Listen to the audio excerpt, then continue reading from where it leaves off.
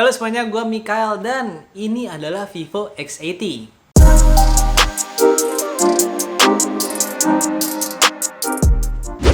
Vivo baru aja launching dua HP flagship barunya, yaitu Vivo X80 dan Vivo X80 Pro. Dan yang di tangan gue ini tuh yang Vivo X80 aja ya. Dari segi desainnya, gue pribadi tuh suka banget sama yang warnanya tuh urban blue ini. Yes, gue ngerti kalau masalah warna itu emang tergantung banget sama selera masing-masing. Dan gue emang suka sama yang warna ini. Plus untuk casingnya itu ini pakai warna yang sama dengan warna back case-nya, cuman beda feels-nya aja. Kalau casingnya ini teksturnya tuh kayak leather gitu, kalau yang back case-nya ini tuh dari gelas yang model made gitu, dan nggak ninggalin sidik jari. Pinggirannya juga melengkung, jadi bikin feels megang ini HP tuh jadi lebih tipis lagi. Cuman dari casingnya yang hard case ini tuh berasa agak kurang aman aja, karena pinggirannya ini kebuka. Dan kalau diperhatikan itu, ini tuh kayak ada jeda sedikit antara casing dan HP-nya. Uniknya, di dalam paket penjualan ini tuh masih dapat earphone kabel dengan konektor USB Type-C. Jadi buat lo yang masih doyan pakai earphone kabel, bisa langsung pakai earphone yang disediakan aja. Satu hal yang langsung kelihatan jelas di Vivo X80 series ini tuh desain frame kameranya. Frame kameranya itu dibikin besar di bagian atas dengan finishing glass yang gampang banget jadi fingerprint magnet. Ada konfigurasi 3 kamera, satu kamera utama 50 megapiksel, satu kamera ultrawide 12 megapiksel, dan kamera telefoto 12 megapiksel. Terus ada LED flashnya juga. Balik lagi masalah desain, ini tuh selera masing-masing. Cuman buat gua ini bisa dibilang kurang sesuai selera gua aja.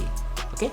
Bagian depannya ini ada kamera selfie 32 megapiksel dan kalau dilihat ini tuh bezelnya juga udah proporsional tipisnya. Atas bawah mirip, kiri kanannya juga mirip. Di bagian atasnya ada infrared blaster dan mikrofon. Terus di bagian bawahnya ada mikrofon, port USB Type-C, dan loudspeaker yang hasil keluaran suaranya ini tuh stereo. Karena di bagian earpiece juga ada speakernya lagi, walau suaranya tuh lebih besar yang di bagian bawah. Dan untuk dimensinya, ini tetap merupakan salah satu HP yang cukup besar, yang artinya cukup susah digunakan dengan satu tangan aja, walau sudah didesain nggak begitu lebar.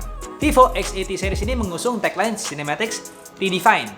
Untuk hal ini, Vivo bekerja sama dengan Zeiss untuk mengkalibrasi hasil foto-fotonya dan pakai coating T-Star untuk mengurangi flare yang timbul. Dan juga ada mode portrait yang khusus bisa mensimulasikan hasil foto bokeh dengan kamera Zeiss. Hasil foto-fotonya menurut gue ini sudah bagus ketika kondisi cahaya cukup terang. Hasil reproduksi warnanya juga sudah cukup bagus. Walau beberapa kali gue ngerasa fotonya ini saturasinya dinaikkan cukup tinggi biar kelihatan lebih memukau ketika tampil di sosmed.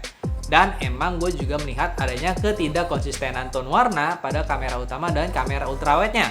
Tapi masih sangat layak untuk tayang di sosmed. Hasil foto untuk mode potret dengan efek biotar, sonar, planar, distagon, dan sinematik selama gue coba ini tuh berfungsi dengan cukup baik. Emang beberapa kali ada miss-nya juga untuk croppingnya, tapi overall masih cukup baik. Lalu kalau untuk pengambilan foto di malam hari ini gue cukup suka karena mode malamnya yang nggak lebay amat sampai yang bikin malam jadi siang. Dan hasilnya juga masih layak untuk dipajang di sosmed. Terus ngomongin soal videonya, gue pribadi berasa cukup puas dengan hasil video dari kamera belakangnya pada keadaan siang hari. Maksimal resolusinya itu di 8K 30, tapi biasanya gue pakai di Full HD 30 atau 4K 30. Ini karena di 30 fps itu stabilisasinya lebih berasa dibandingkan di 60 fps. Dan ada mode horizontal lain yang menurut gue tuh keren banget. Karena walau kamera diputar sampai 180 derajat, gambar yang terekam itu akan tetap stabil.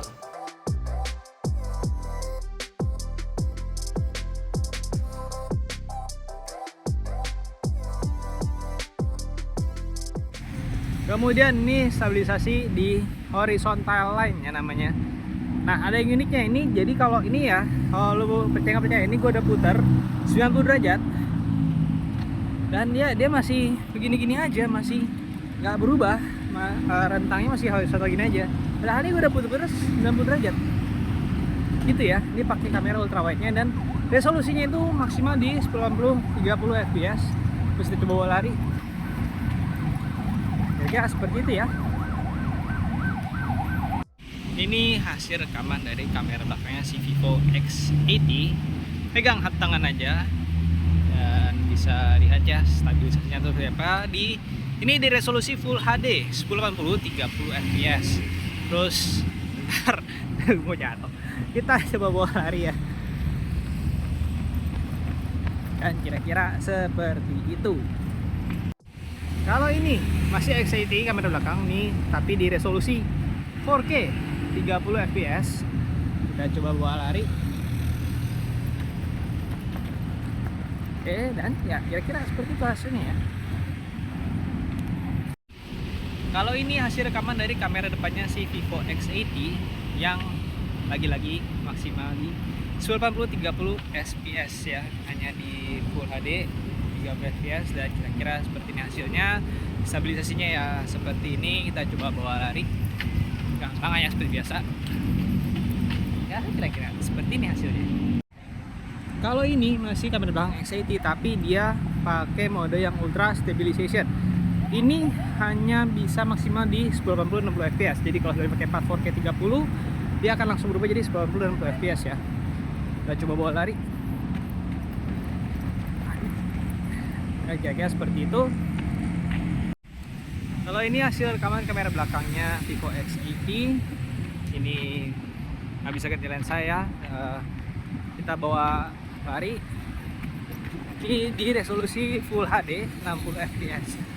Dan kira-kira seperti itu hasilnya. Kalau ini hasil rekaman masih dari kamera belakang si Vivo X80, cuman ini di lawan arah. Cuma dia di 4K 60 fps. Kita coba bawa lari. Seperti itu kira-kira. Sedangkan kalau kamera depannya ini jujur aja cukup membagongkan karena hanya bisa merekam di Full HD 30 fps. Ya, gimana ya? HP flagship bisa ngerekam dengan kamera depan Full HD 30 itu ya agak membagongkan sih sebenarnya. Apalagi di zaman sekarang ini yang kamera depannya itu harusnya bisa menerima porsi perhatian yang lebih dibandingkan sebelum-sebelumnya. Lanjut ngomongin performanya. HP ini tuh pakai Dimensity 9000 dengan RAM 12GB plus RAM extension 4GB dipadukan dengan storage 256GB. Yang dalam pemakaian gua sehari-hari ini sudah cukup lancar tanpa masalah. Mau scrolling lancar, multitasking juga lancar.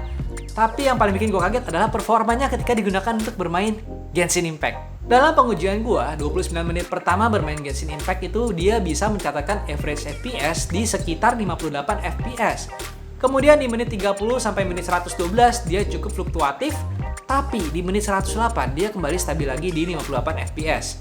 Yang mana ini lebih baik dari hasil pengujian gua menggunakan Snapdragon 8 Gen 1 yang secara FPS-nya rata-rata di 43 fps dan 40 fps di 30 menit pertama. Urusan baterainya, gue bisa dapat screen on time sekitar 7 jam dengan pemakaian normal gue.